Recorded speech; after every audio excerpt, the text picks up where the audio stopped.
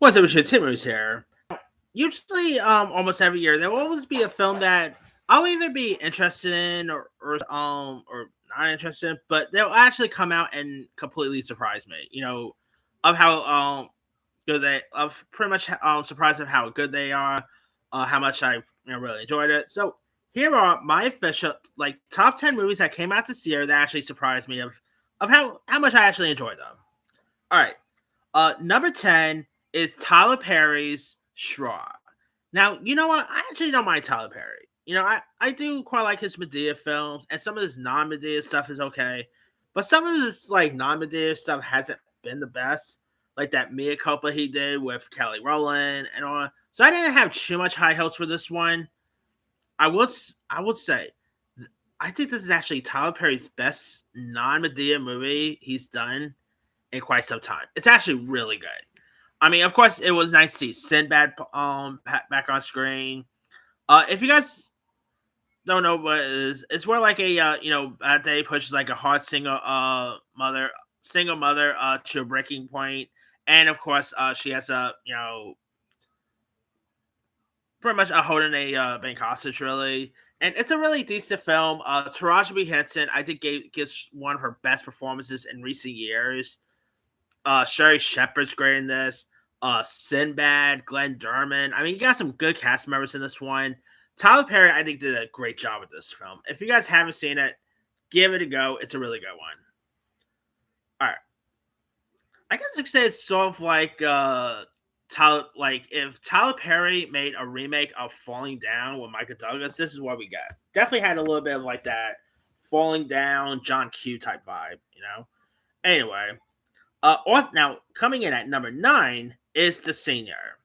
The Senior, of course, stars Michael Chiklis as this 59-year-old who of course may be too old to be a college football field, but not too old to feel the weight of the unfinished business here. And he becomes like the oldest linebacker here, and he does such a good job. And now, one reason why I was surprised about this because Angel Studios, could be a hit and miss. So I didn't have much like hope for this one, and sometimes like fate-based movies could be hits and miss too. But I would say The Senior definitely more better than Hanging Tensions Bang. It's of course directed by Rob Laurie, who directed that remake of the Straw Dogs with James Marsden. Michael Chiklis, I think, does such a good job here. You know, uh, you also got Mary Stuart Masterson's also in this as well. It's such a really Rob Corddry's in this. It is really decent. It's very inspirational. It's such a really good one there. All right, number 8 is another Christian based movie. I did not really have too much hopes for. That is So on Fire. One reason why I wasn't too excited for this one is because it was directed by Sean McNamara, who did do that movie about Bethany Hamilton, Soul Surfer, which I enjoyed Soul Surfer, but it's other stuff. He did that terrible Reagan movie with Dennis Quaid. He did some other stuff here and there. But I will say this is May one of like I think this might be Sean McNamara's best work since Soul Surfer, and that was like in 2011. So on Fire is a great film. No, okay, not great, but it is a really good film here. It is of course based on a true story of John O'Leary, who of course plays like this young man who ended up having a second degree burns due to a house fire, and he of course becomes a motivational speaker. It is really a remarkable story here. William H Macy is great. John Corbett, Devon Franklin pops up in this. Macy McLean. It's such a really decent one. I did not really expect to enjoy this movie as much as I did. It was really inspiring, and really made me like want look up like more stories about John Larry's life and stuff. It's just such a really good one if you guys have seen it. All right, number 7 is The Perfect Neighbor. Now, this one I didn't really have too much high hopes for. I mean, I thought it sounded interesting, but I was glued to the TV when I saw this one. It is, of course, a documentary about police body cam footage reveals of how like a long running neighbor disputes turn fatal in like a documentary and it's about fear, prejudice, and standing ground law. This thing, oh boy, was really intense throughout. I mean, Of course, the interrogation scene really intense right there. I mean, this actually makes me want to see this someone adapt this into an actual feature film because it was really interesting, say the least. I mean, it is really heartbreaking at times. I mean, I do feel for the poor mother that lost her life because of this, racism here. But yeah, The Perfect Neighbor is a really decent one. If you guys never seen it, I am of course going to do my top 10 favorite documentary of the year as well, and this will actually be on that list as there. So yeah. All right, number 6 is Left Handed Girl. Now I didn't really, I sometimes I will watch a international movie from time to time. I admit, but I didn't really have too much high hopes for this one. And then I just, saw it was on Netflix and I heard some good things about it. So I decided to give this one a go. It's a really excellent film. Of course, the girl in this, the one who plays like the young girl in here. She actually scored a Critics' Choice nomination for Best Young Actress, and well deserving. She was excellent in this one. This is of course a Korean film where a mother and her two daughters move to a new Tapai to open up like a stand a new stand in here, and but family secrets and tradition tests they're like fresh start here, and it is a really decent story. The one who plays the two daughters in this was great. The actress who plays the mother was great. This was, of course, produced by Sean Baker, who obviously just won an Oscar for Honora. He did a great job with this. I think this is one of the best international films I've seen. Granted, I didn't see too much international films this year. Like Secret Agent, I did saw and all. But I would say this is probably the best one I've seen. It's such a good one. I mean, if you guys never seen it, it's on Netflix. Great script there. Highly recommend give that one a go. All right, number 5 is The Housemaid. Now, I thought the trailers looked decent, but I didn't really think much of it. And I actually do like Paul Feig, but I just thought this movie was just gonna be like those terrible Lifetime looking movies. The Housemaid was excellent. I mean, Sydney Sweeney, who I adore Sydney Sweeney, Amanda Seyfried's great in this one. Brandon Scannard does such a good job. It's such a good one. Crazy twisted turns around. I mean, if you guys haven't seen it, again, it's based on a book. It is still in theaters, doing pretty well. So, highly recommend check out The Housemaid. All right, number 4 is The Long Walk.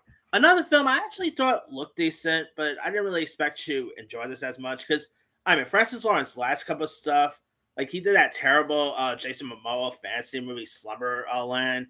That wasn't so good. I was not a fan of his last Hunger Games movie he did, so I didn't really think much of this one here. I just thought it was like going to be a terrible like Hunger Games ripoff really.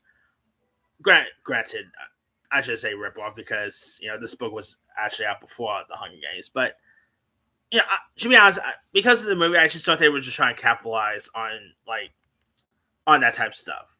But I really thought The Long Walk was excellent. I thought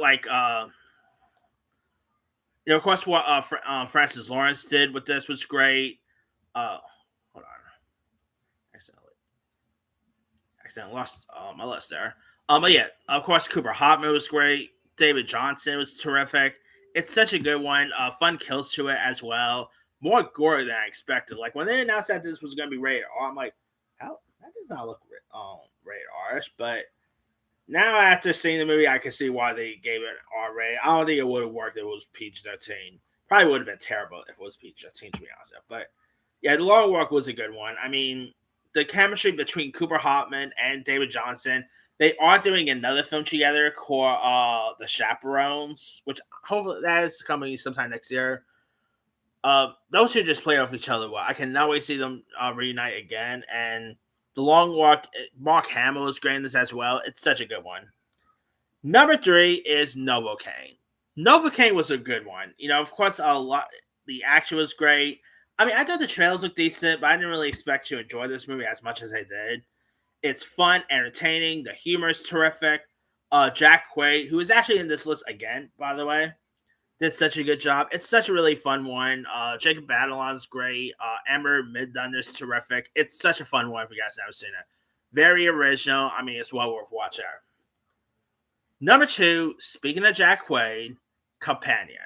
I mean, I thought the trailers looked decent, but to be honest, I thought this was just going to be like, those terrible January horror films and stuff. I didn't think too much of it.